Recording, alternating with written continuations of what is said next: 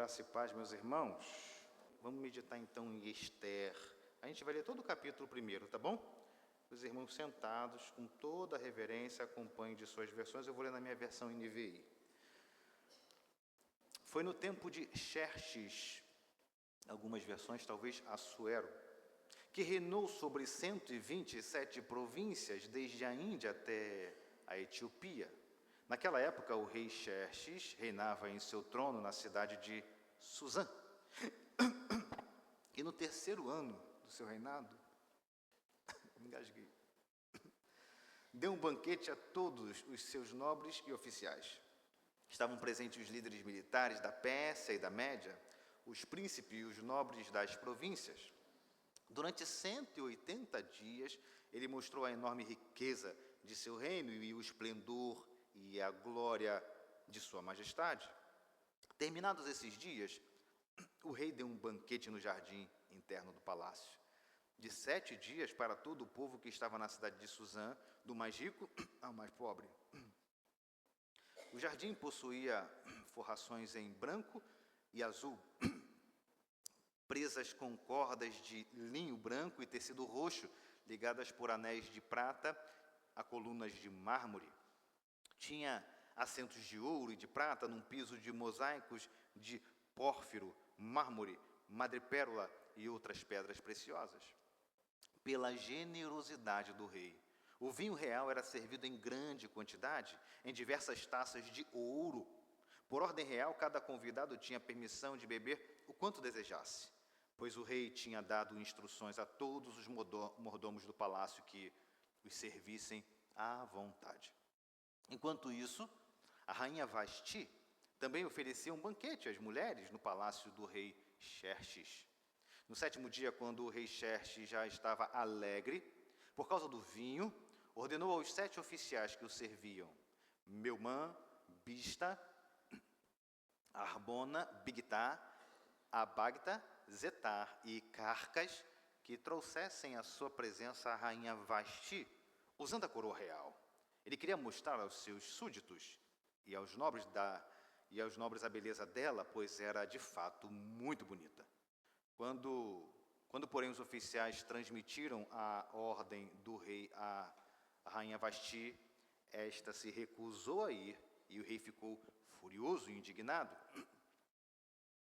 Como era costume o rei consultar especialistas em questões de direito e justiça, ele mandou chamar os sábios que entendiam das leis e que eram muito amigos do rei. Carcena, Setar, Adamata, Tarsis, Meres, Marcena e Mecumã. Eles eram os 7 nobres da Pérsia e da Média que tinham acesso direto ao rei e eram os mais importantes do reino. O rei lhes perguntou: de acordo com a lei, o que se deve fazer à rainha Vasti? Ela não obedeceu à ordem do rei Xerxes, transmitida pelos oficiais. Então Memucã respondeu na presença do rei e dos nobres: a rainha Vasti não ofendeu somente o rei, mas também todos os nobres e os povos de todas as províncias do rei Xerxes, pois a conduta da rainha se tornará conhecida por todas as mulheres, e assim também elas desprezarão seus maridos e dirão: o rei Xerxes ordenou que a rainha Vasti fosse à sua presença, mas ela não foi. Hoje mesmo, as mulheres persas e medas da nobreza que ficarem sabendo do comportamento da rainha agirão da mesma maneira com todos os nobres do rei. Isso provocará desrespeito e discórdia sem fim. Por isso, se for do agrado do rei, que ele emita um decreto real e que seja incluído na lei irrevogável da Pérsia e da Média, determinando que Vasti nunca mais compareça na presença do rei Xerxes. Também dê o rei a sua posição de rainha a outra que seja melhor do que ela. Assim, quando o decreto real for proclamado em todo o seu imenso domínio, todas as mulheres respeitarão seus maridos, do mais rico ao mais pobre. O rei e seus nobres aceitaram de bom grado o conselho, de modo que o rei pôs em prática a proposta de Memucã. Para isso, enviou cartas a todas as partes do reino, a cada província, a cada povo, em sua própria escrita e em sua própria língua, proclamando que todo homem deveria mandar em sua própria casa. Até aqui a palavra do Senhor. Amém. Pai bendito e todo-poderoso, nós te adoramos, Senhor, e agradecemos pela tua palavra. Ó Senhor, tu conheces a nossa capacidade tão pequena. Este é um livro tão difícil, Senhor. Ajuda-nos como igreja e ajuda a mim também como pregador da tua palavra, por misericórdia, a compreendermos a tua palavra para aplicarmos as nossas vidas. Nada adianta, Senhor, de nada vale a nossa eloquência, de nada adianta o nosso saber intelectual, a nossa capacidade cognitiva, se não formos instruídos pelo Teu Espírito Santo, Senhor. Portanto, fale aos nossos corações a partir do Teu Espírito, que é o autor da Tua palavra, para que a compreensão seja santa, aplicável para a glória do Teu nome. Nós oramos em nome do Senhor Jesus. Amém e amém. No dia 16 de novembro de 2025, nós iniciamos uma viagem no tempo e no espaço. Passa rápido, não?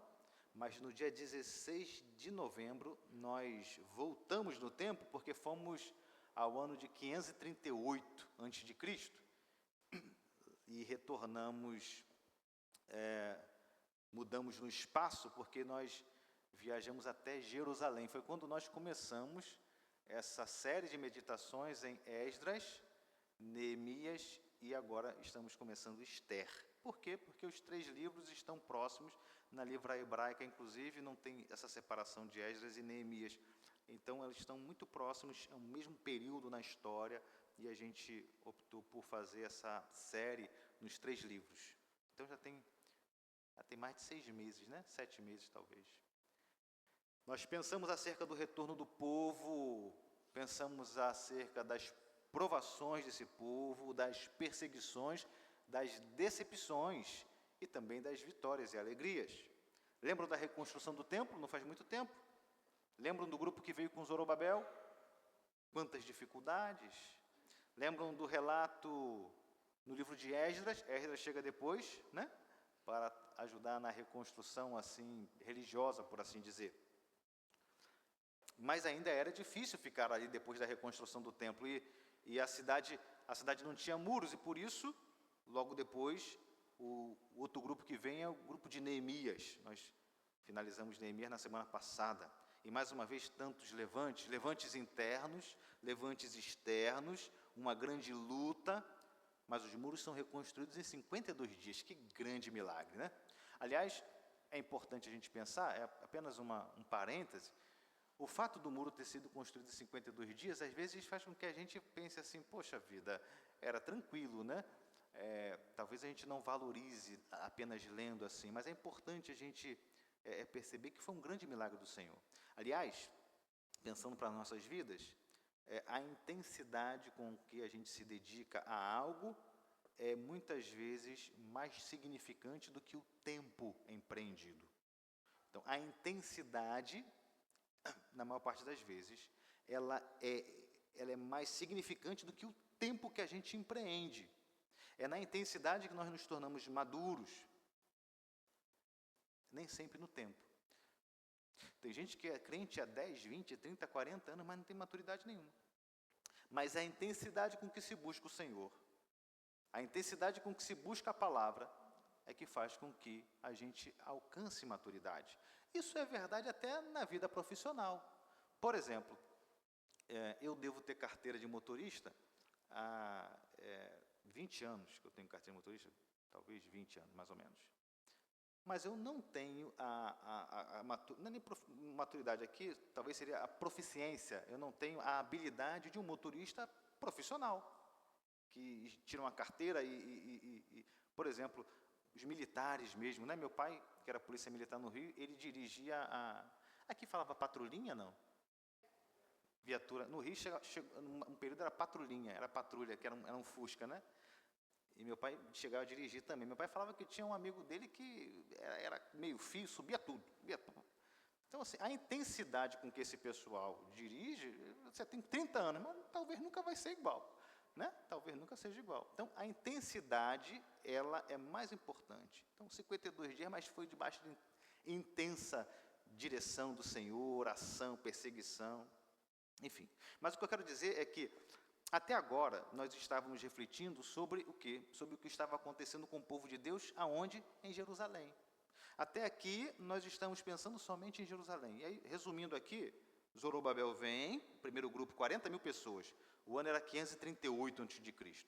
Segundo grupo, Esdras. Um grupo era menor, 1.500 pessoas, que vem no ano 457. Ainda estamos nos muros, ainda estamos no templo. E depois, o último grupo, Neemias, chega em 444. E aí Esdras também estava com Neemias, lembram disso, né? Eles chegam a participar de um culto juntos, aqui para a construção dos muros. Mas vocês lembram, eu já falei aqui, que algumas pessoas não retornaram. Alguns que faziam parte do povo de Deus ficaram.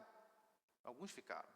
Pessoas que nasceram, inclusive, na Babilônia, que sequer conheciam Jerusalém, porque ficaram lá 70 anos. Então tinha uma geração que sequer conhecia Jerusalém. Pois bem, até agora a gente falou do povo que estava em Jerusalém, refletimos sobre o que aconteceu em Jerusalém, mas a partir de agora, a partir de hoje, nós meditaremos sobre o povo que ficou. Especificamente aqui, estamos falando de Suzã, que era a capital do Império Persa.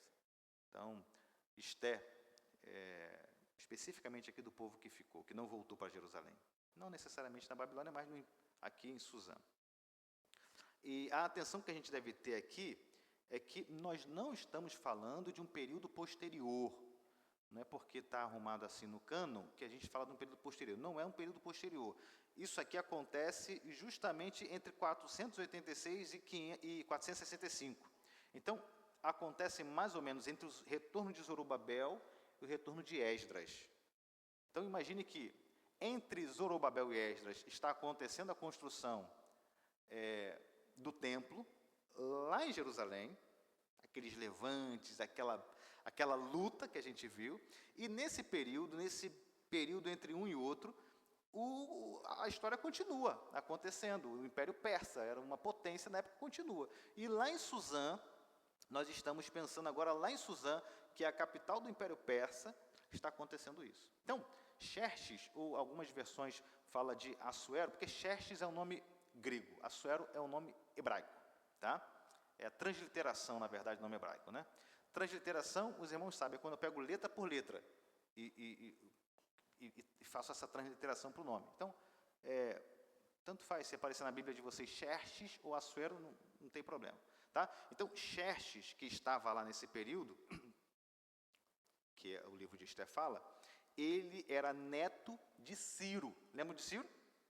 Parece até que era nosso amigo, né? Lembra de Ciro? Ele era neto de Ciro, filho de Dario I e pai de Artaxerxes. Ok? Pai de Artaxerxes, que a gente acabou de ver Artaxerxes no domingo passado. A gente finalizou, Neemias, quem estava lá era Artaxerxes. Então, a gente o contexto histórico aqui a gente já tem uma noção, né? Império Persa, a gente já tem uma noção. Aliás, toda vez que a gente vai estudar um livro, é importante que a gente pense acerca do contexto histórico. Três abordagens precisam ser feitas assim no livro. Primeiro, o contexto histórico. Precisa entender qual é o contexto histórico. Segundo contexto é o gênero literário do livro. Porque cada livro tem um gênero literário. Você não lê, por exemplo, um romance da mesma forma que você lê um jornal, né? Então, são gêneros literários diferentes. Você não pode ler Salmo da mesma forma que você lê os Evangelhos. É diferente, né? Então, o gênero literário, ele também nos ajuda. E, por último, talvez para a gente o mais importante é a teologia. A gente vai, qual é a mensagem teológica do livro? A gente já vai ver já isso aqui. Mas a gente já sabe agora do contexto histórico. Além do contexto histórico, o que a gente precisa entender? Qual é o gênero literário? Esté é uma narrativa histórica. Ele está narrando a história. Só que é uma narrativa histórica que traz elementos de romance e de novela. Tá? Aliás, por falar nisso, deixa eu fazer um esclarecimento aqui. O fato de trazer elementos de uma novela, o fato de trazer elementos românticos, não significa que não seja real, ok? Por exemplo, Jó é escrito num gênero literário, novela, mas Jó foi real. Não é uma história, é real. É uma narrativa no formato de novela. É verdade que alguns autores, alguns estudiosos, veem o livro de Jó como uma novela, ok? Aliás, a nossa revistinha diz isso. A revista não é Bíblia não, tá? Reflete uma linha de pensamento liberal. Liberal. Essa é a mesma linha, por isso que confunde a gente às vezes, tá? Então tem que ficar atento. Até uma pessoa teologicamente treinada, muitas vezes se passa, tá? Até uma pessoa teologicamente treinada pode se passar. Então, Jó é escrito no formato de novela, mas ele é real. Os liberais dizem que não. Os liberais falam que Gênesis também não é. Gênesis é uma alegoria, aquilo ali não existiu. Quando você perceber isso, saia correndo. Saia correndo. Resistiu o diabo, ele fugirá de vós. Você sai correndo e vai orando. Sai fora. Tá? São algumas abordagens liberais. Quando você perceber alguém falando assim, olha, Jesus histórico, Jesus de Nazaré, fique atento. Muito atento. É uma abordagem que eles gostam de usar. Jesus de Nazaré. Ele foi de Nazaré? Foi, mas é uma abordagem muito peculiar aos liberais. Tudo que eles não conseguem explicar, eles refutam. Então, milagre para eles é um problema maior do mundo, que eles não conseguem explicar. Então, muito cuidado. Escutou Jesus histórico, Jesus de Nazaré, você fique muito atento. Bom, então, aqui é uma narrativa histórica, mas com elementos de romance, de novela. O que novela tem? Novela tem ironia, tem, assim, invertidas. Né? Novela não tem isso, assim, uma mudança assim, drástica de situação, reviravoltas. Novela não tem isso? Eu sei que aqui ninguém vê novela, graças a Deus.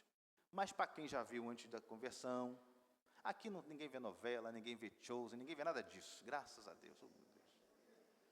Ninguém aqui tem assinatura de Netflix, mas para quem já viu um dia, que às vezes passa a gente sem querer ver. Então, assim, tem reviravoltas, não é assim? Então, o gênero literário é esse, para que os irmãos entendam. Tem um pouco de ironia também. E, por último, qual é a função teológica do livro? E isto é um livro muito difícil, meus irmãos, muito difícil. Eu peço que os irmãos orem, inclusive. Os irmãos devem orar pelos pregadores da igreja, viu? Para que eles não preguem da parte deles, mas da parte do Senhor. É um livro difícil, Esté, porque nem sempre a função teológica do livro, que é a mais importante para a gente. Qual é a mensagem teológica do livro? É a mais importante.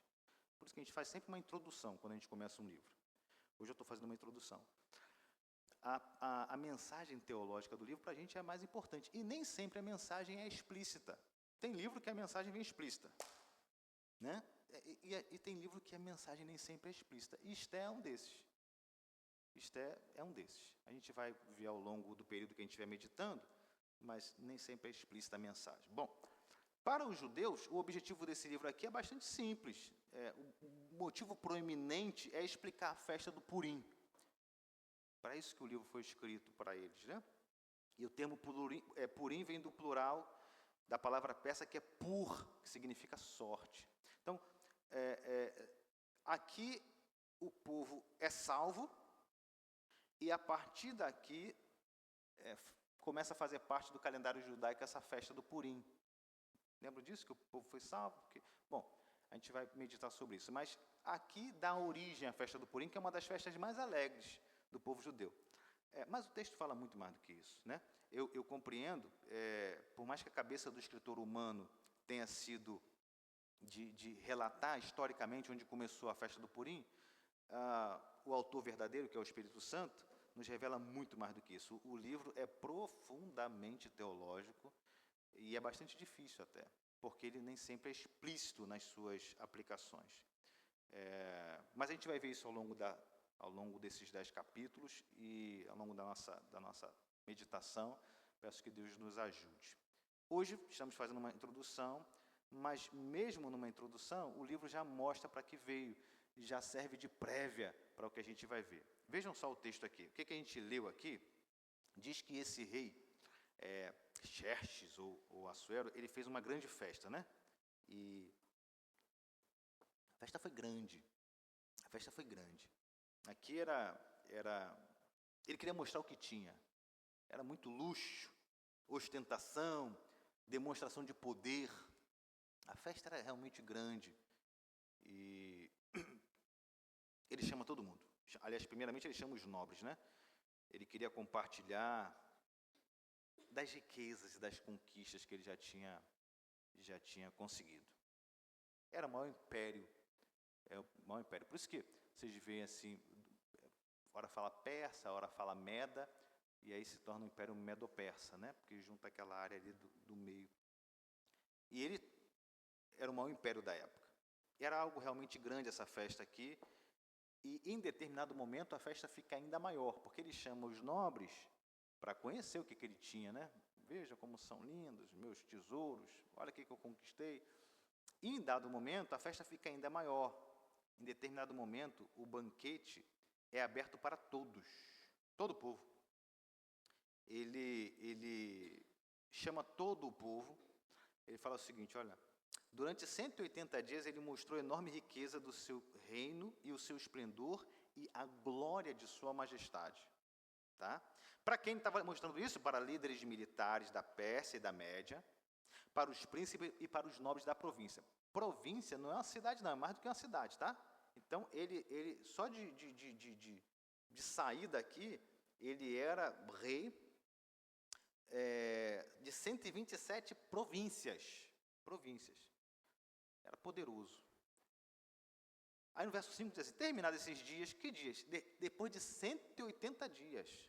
Depois o pessoal fala que a gente gosta de feriado. Depois de 180 dias, mostrando o que ele tinha, mostrando a sua riqueza. Né? Depois desse período, terminados esses dias, o rei deu um banquete no jardim interno do palácio. E esse banquete durou 7 dias para todo o povo que estava na cidade de Suzã, do mais rico ao mais pobre. Então a festa ficou ainda maior. Ele chamou todo o povo, do mais rico ao mais pobre, pode vir. Aí ele dá algumas descrições do jardim, para você ver como é que era a riqueza. Forrações de branco e azul, presas com cordas de linho branco, tecido roxo, tinha prata, colunas de mármore, enfim, madrepérola. Aí verso 7 assim, pela generosidade do rei, o vinho real era servido em grande quantidade, e em diferentes taças de ouro. Taça de ouro. O pessoal bebendo vinho em taça de ouro.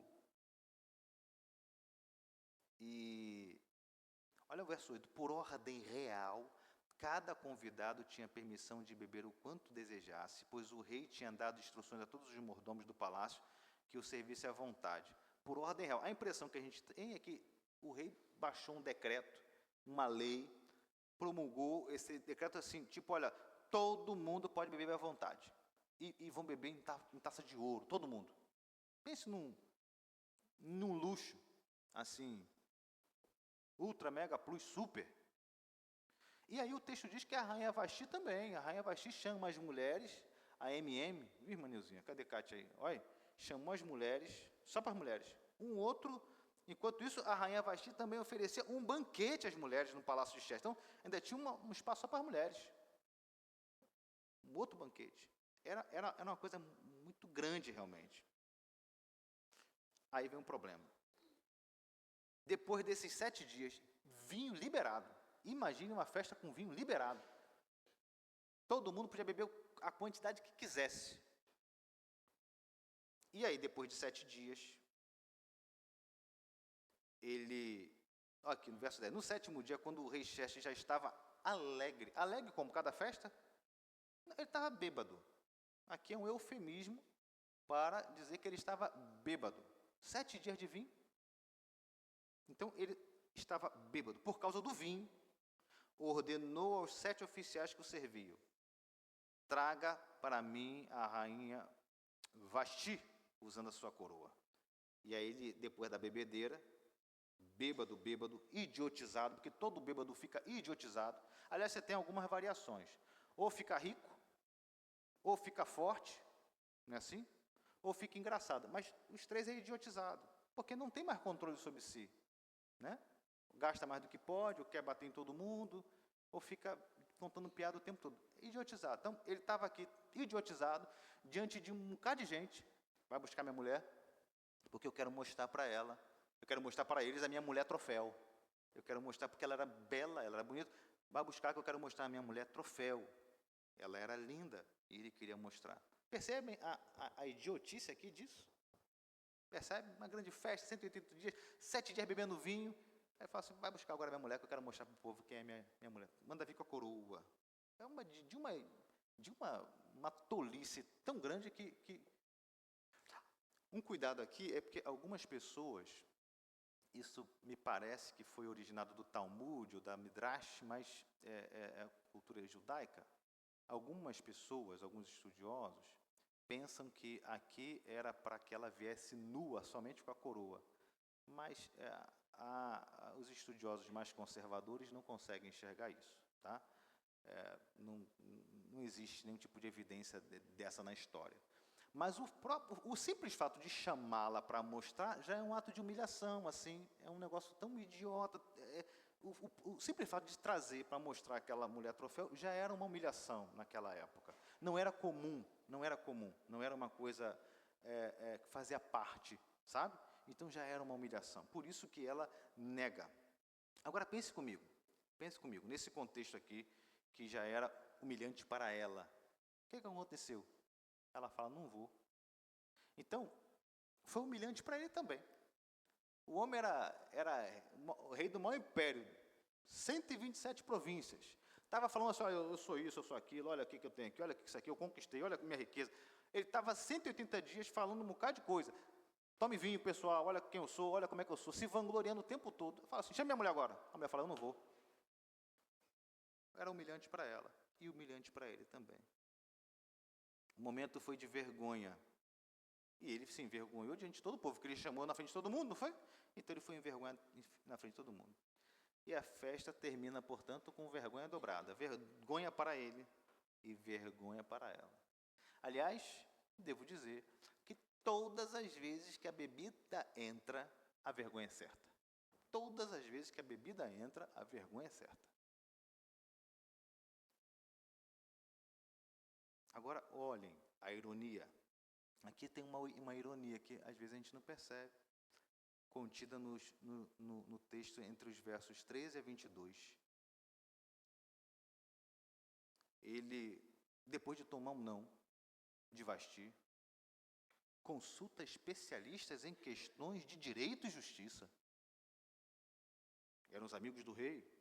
Sempre tem aqueles, me desculpe a expressão aqui, viu?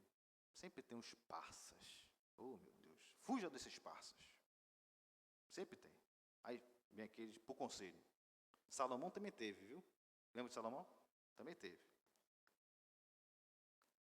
E aí, 7 nobres da Pérsia. O rei pergunta, Vasti me desobedeceu. Agora você vê, a minha esposa não quer me obedecer. O que a gente faz com ela agora? E aí, Memucã fala assim, a rainha Vasti não ofendeu só o senhor, não. Ofendeu todo mundo aqui. Todo o reino foi ofendido. E mais, daqui a pouco lá em casa vai acontecer a mesma coisa. Vou mandar chamar minha mulher, não vem, porque todo mundo vai fazer a mesma coisa. Vão ficar sabendo. E o que Vasti fez, pessoal, não obedeço mais. Então é o seguinte, olha, se for do agrado do rei, olha que palavra maldita, se for do agrado do rei, se o senhor achar por bem, emita um decreto real, verso 19, bota um decreto real, e que seja incluído na lei irrevogável da Pérsia e da Média. A lei era irrevogável. Determinando que Vasti nunca mais compareça na presença do rei Xerxes. Faça isso. Também deu o rei a sua posição de rainha, a de Vasti, para uma outra que seja melhor do que ela. Mas que ela nunca mais compareça diante de ti. E aí, se o senhor fizer isso, todas as mulheres passarão a respeitar. Do mais rico ao mais pobre, todo mundo no seu reino passará a respeitar. Aí o rei e os outros nobres aceitaram de bom grado o conselho e pôs em prática. E aí enviou carta para todo mundo, proclamando o seguinte, olha, todo homem deve mandar na sua própria casa. mulher fica engasgada aqui, né? Todo homem, foi o decreto que ele botou, todo homem deve mandar na sua própria casa. Agora, por que é uma ironia isso daqui? Pensem comigo, gente. Estava numa festa, 180 dias, bebendo. O que tinha de urgente para chamar esses espécie de ministro, né? Sábios, especialistas em lei. Você já imaginou? Doutor, você já imaginou? Vem aqui com mais seus sócios aí para... Briguei com Kátia. Vem aqui correndo que eu preciso... O que tinha de urgente aqui? Qual era a demanda que tinha urgente aqui? O homem com tanta preocupação, um reino em mais de 127 províncias. A mulher deu um não para ele e parou tudo. Para tudo aí. Gabinete do caos, gabinete de emergência, para tudo. Vai ter que pensar nisso aqui. Ou seja, o fato dela não ter obedecido, para ele era uma situação de risco. O outro falou assim, risco para o império, porque se ela não obedeceu, vai todo mundo acontecer a mesma coisa aqui em casa. As mulheres tudo de pescoço duro, agora ninguém vai obedecer mais ninguém. É o reino todo, vai ser espalhado isso aqui, não pode.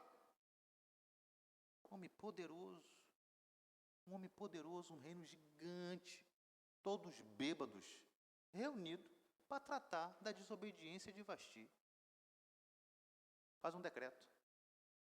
Bota um decreto. Você já imaginou um negócio desse? Você já imaginou um negócio desse? Me permita assim um exemplo assim bobo, por favor. Os irmãos não considerem mais. Não, fala o Senhor, digo eu agora. Kátia dá uma aula aqui, eu não gostei da aula, vamos mudar o estatuto. Esposa de pastor não dá mais aula. Você pensou num negócio desse? É mais ou menos isso. A esposa não obedeceu ele muda. Ele faz um decreto para todo o império. Porque ele se sentiu humilhado, porque queria humilhá-la, e assim ele faz um decreto. Você consegue ver o quão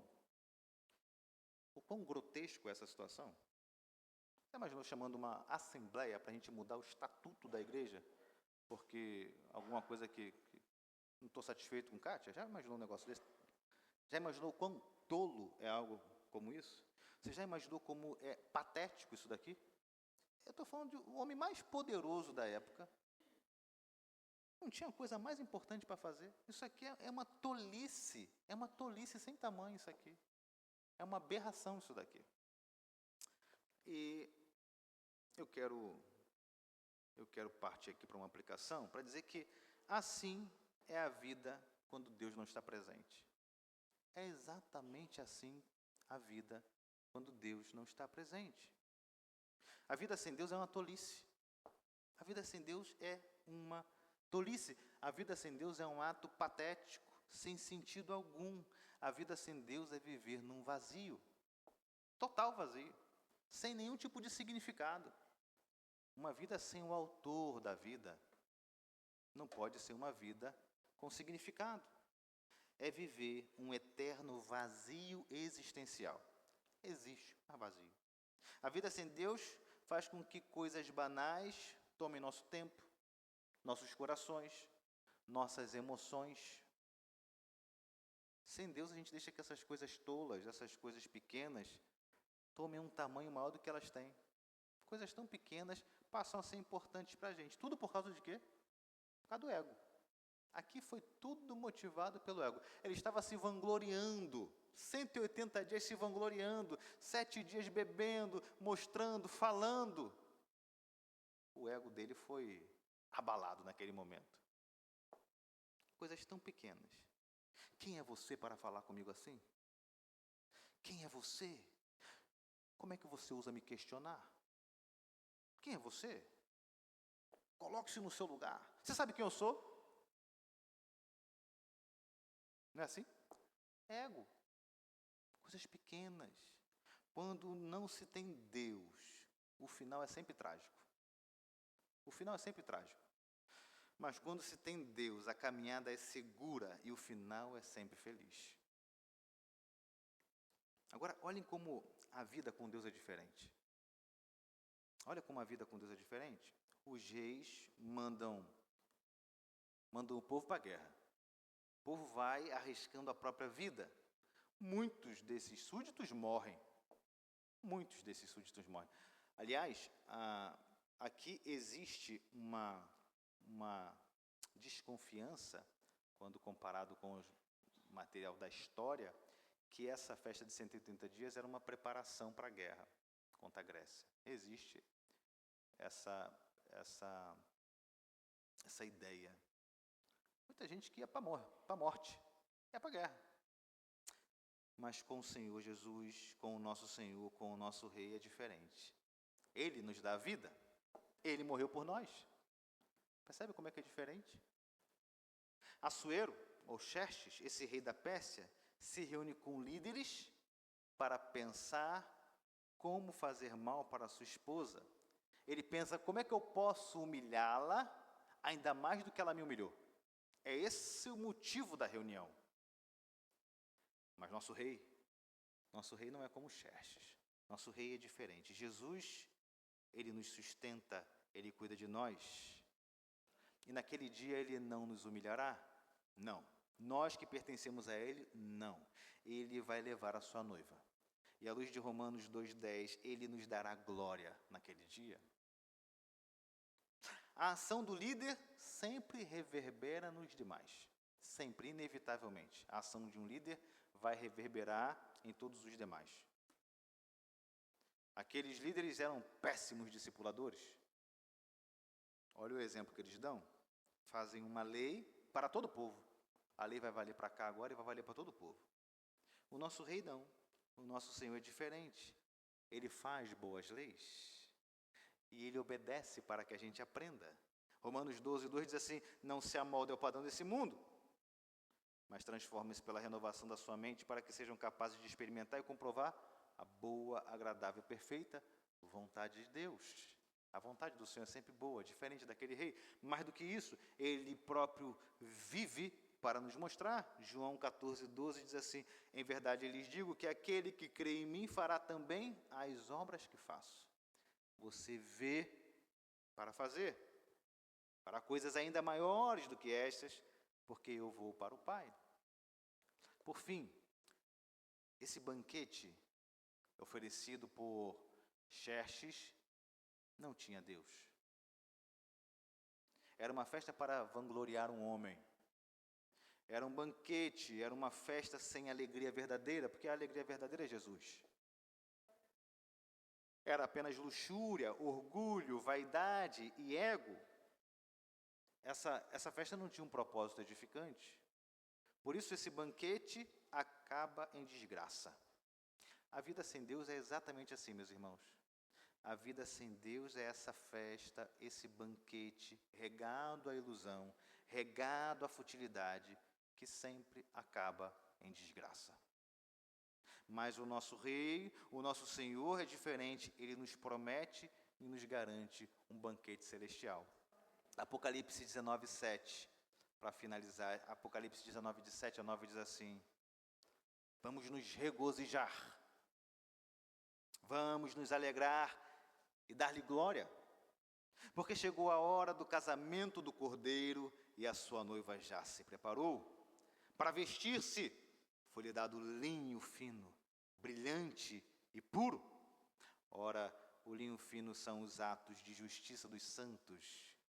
O anjo me disse, escreva, bem-aventurado os que são chamados para o banquete do casamento do Cordeiro.